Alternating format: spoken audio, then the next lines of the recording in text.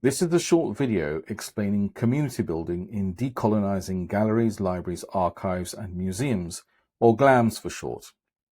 The DecoGlam project, led by the University of Strathclyde. DecoGlam is building a community to decolonize GLAMS, as well as academia and zoos and botanic gardens. It attempts to address the negative impact of colonization and imperialism on the practices and attitudes that still exist in many institutions today. The project is part of the Collaborative Research and Innovation Cultures project funded by the Wellcome Trust.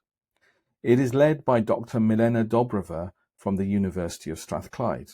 It started at the beginning of 2025 and will run to the end of the year and hopefully continue afterwards. DecoGlam involves facing and acknowledging colonial legacies largely from the global north, especially where Eurocentric narratives have historically dominated collections and practices in GLAMS.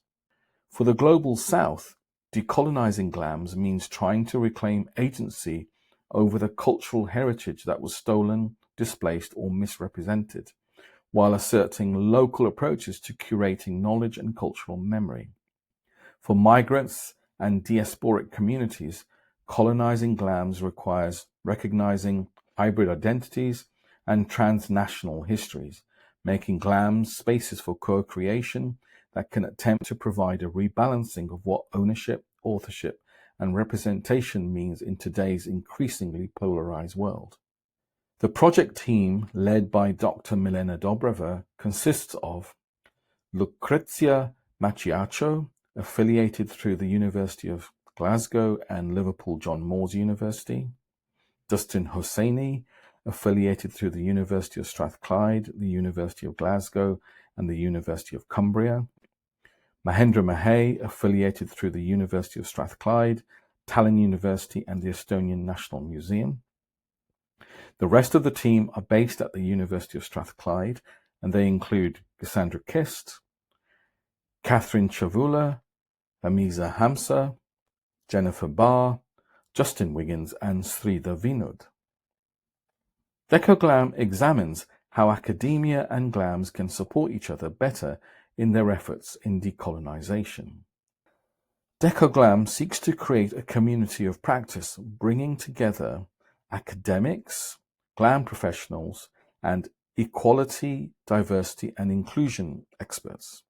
It hopes to develop a cross-university community of practice to decolonize the curriculum across faculties.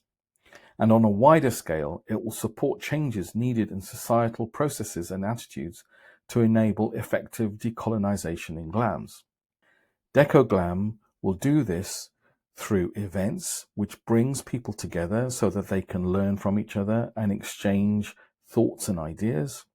The project will be developing podcasts which will capture interviews with influential thought leaders in the fields of decolonization, bringing new insights and points of reflection to wider audiences.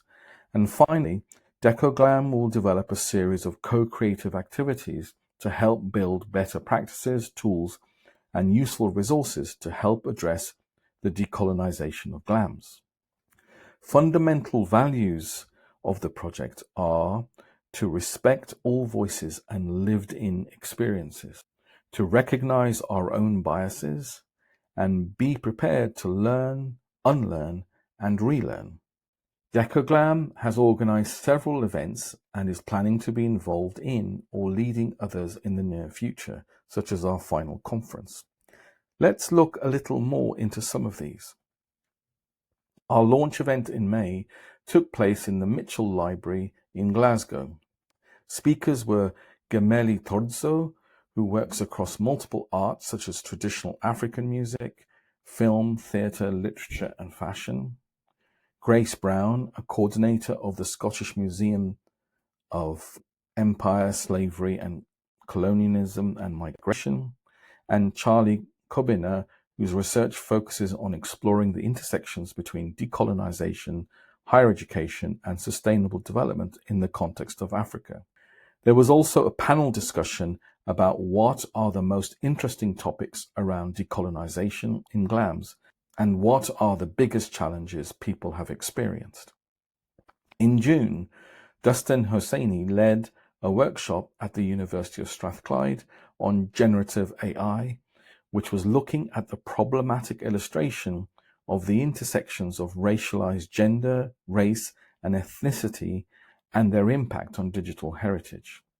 The event also had a lively discussion on some of the biases of AI, and there was an examination of how to resolve some of these problems.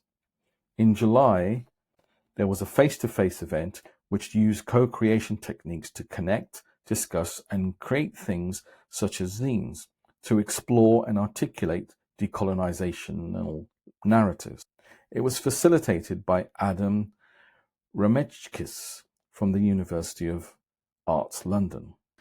Decoglam will participate in the Scotland-wide Explorathon Festival in September, where participants can dip into fantastic research happening in Scotland with family-friendly activities and exhibits in partnership with the Glasgow Doors Open Day.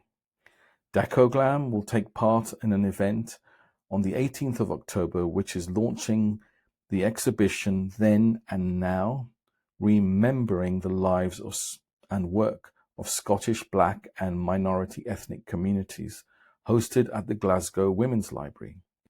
There will also be a roundtable discussion entitled From Wall to Web, How to Archive Black History and Belonging Events. Why not join us on LinkedIn? Our Decoglam group now has over 200 members.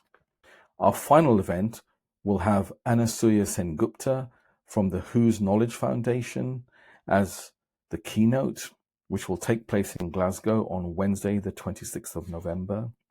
And finally, watch out for a series of podcasts coming soon from the Decoglam project, looking at topics such as decolonization in practice, institutions and their role in decolonization, digitization and technology, language, cataloging and narratives, artistic and cultural expression, environmental and cultural context, leadership and power, barriers and enablers, and community engagement and lived experience. Thank you very much. If you'd like to know more, please follow our website.